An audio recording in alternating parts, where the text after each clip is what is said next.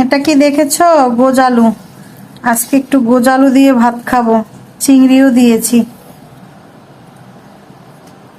একটু ঝোল নেই, এখন খাওয়ার পালা।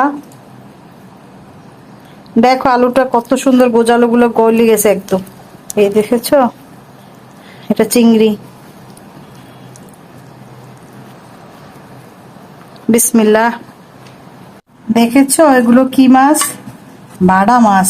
আর বাটা মাছের মাথা কিন্তু খাইতে অনেক মজা লাগে, এই জন্য আমি 2টা মাথা নিলাম।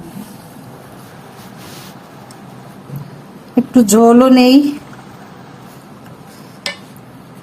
অনেক স্বাদ করে খাই এখন। একটু ডিমও হয়েছে, দেখেছো? এখন একটু মাছ ভেঙে নি, এই মাথা নিলাম 2টা।